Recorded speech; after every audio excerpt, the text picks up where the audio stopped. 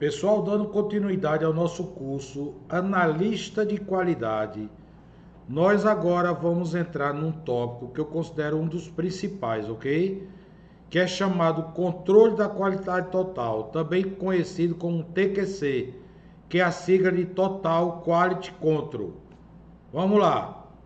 Vamos começar, para a gente entender o que é TQC, entender os objetivos de uma empresa, porque isso é um alicerce, é uma base para você entender direitinho como a qualidade total ela se encaixa no propósito, nos objetivos de uma empresa.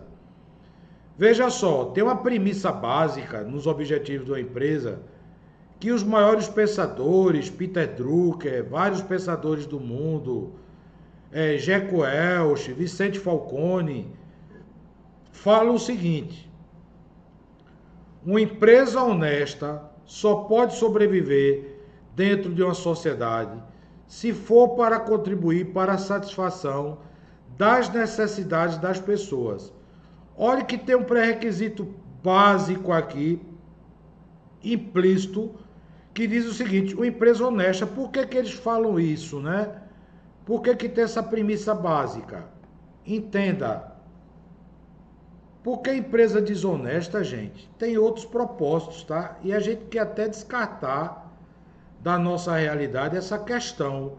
Então isso é base, uma empresa honesta, beleza? Para você entender de cara que a qualidade que visa a satisfação das necessidades das pessoas, a premissa básica é que a empresa seja honesta. Se este fato é tomado como premissa, a primeira preocupação da administração da empresa deve ser a satisfação das necessidades das pessoas afetadas pela sua existência. Você está vendo aí, ó, nessa imagem, pessoas de diversos tipos, tem pessoas com necessidades especiais. Essas pessoas, elas precisam ser vistas pelas empresas como a razão de ser delas, das empresas. Ok? E quando ela compra um produto seu, um produto da empresa, ela tá visando atender uma necessidade. Pode ser um gênero alimentício, pode ser um produto voltado para o lazer, para satisfação pessoal, para um jogo, para uma brincadeira, para o conforto da casa, mas não deixa de ser uma necessidade que a pessoa tem, atender uma satisfação, beleza? Sobre este aspecto, a primeira prioridade da empresa são os consumidores. Sem os consumidores não há empresa. Por exemplo, aqui na expertise, se não for você como aluno, não existe empresa, não existe expertise, não existe empresa de curso se não for você. É necessário e mesmo vital para a empresa que eles se sintam satisfeitos por um longo tempo após a compra do seu produto ou utilização do seu serviço. Por que isso é tão primário? Porque senão você só tem o cliente uma vez que ele não esteja satisfeito com o que você forneceu, quer seja um produto, quer seja um serviço, você perde o cliente e em curto espaço de tempo você não terá mais cliente. Além da propaganda negativa, ela se propaga com uma grande velocidade. Você não pode viver só de novos clientes, de novos consumidores. Você tem que fidelizar seus clientes de tal forma que eles sejam consumidores constantes, que eles consumam seus produtos ou seus serviços mais de uma vez, ok? Um segundo tipo de pessoa afetada pela sua empresa é seu empregado.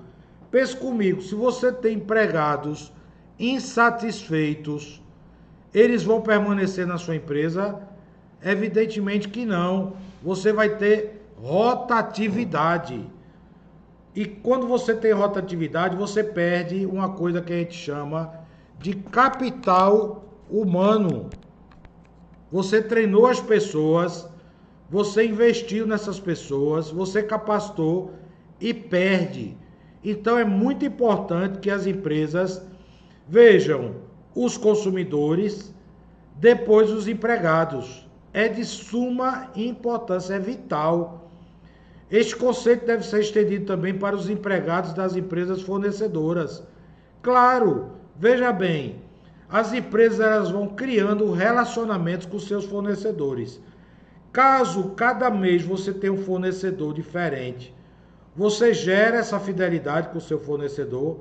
Evidentemente que não. Então, de uma maneira ou de outra, você está prejudicando os empregados desses fornecedores, porque se os fornecedores perderem seus clientes, que somos nós como empresas, eles também vão perder seus empregados.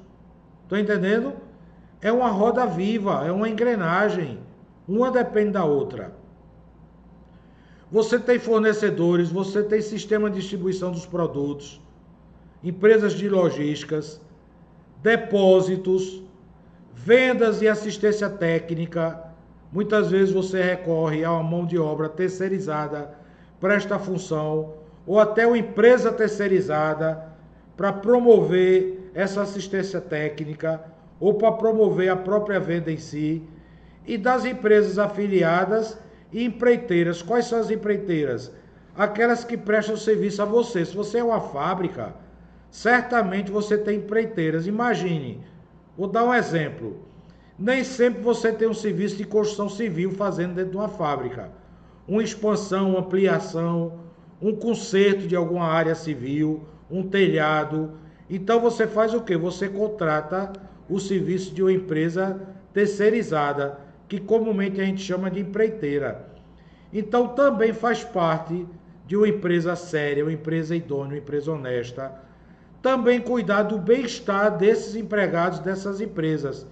Por exemplo, se você atrasa o pagamento dessas empreiteiras, elas também não vão ter como pagar o salário dos seus empregados. Então há uma reação em cadeia. Ela também vai perder seus funcionários. Isso não é bom para você enquanto empresa, tá ok? Porque eles já são pessoas treinadas, eles já se habituaram ao trabalho, à cultura, à visão, à gestão do seu negócio. E aí você perde a empreiteira, entra outra, que vai passar por todo o processo de adaptação.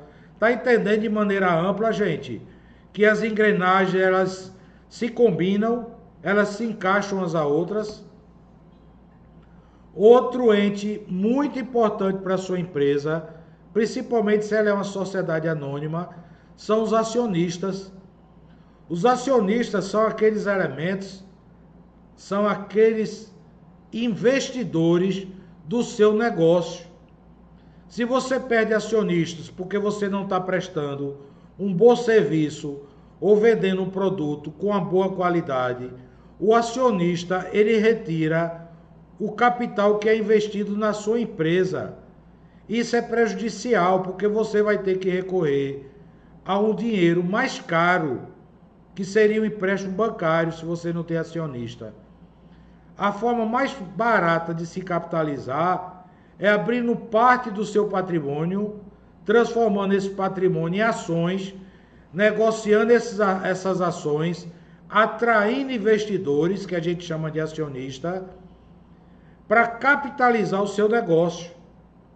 Numa sociedade de economia livre, a empresa deve ser lucrativa de tal forma a poder pagar dividendos a seus acionistas e se expandir. Qual o desejo maior da empresa? Crescer, abrir filiais no Brasil, abrir filiais em outros países do mundo. Então, se você não tem investidores, isso se torna muito difícil, porque nem sempre a empresa tem capital próprio para esses planos de expansões, estão entendendo? Isto é importante para o aporte de capital. Quando você é uma empresa que vende produtos com qualidade ou presta serviços de qualidade, você atrai investidores de todos os lugares do mundo. Não há um lugar específico onde esses investidores estão. Você pode atrair investidores de todo o mundo, porque uma vez que você abre o seu capital na Bolsa de Valores, pessoas de outros países podem se interessar pelas suas ações. Isso é medido, isso é mensurado pela valorização das suas ações.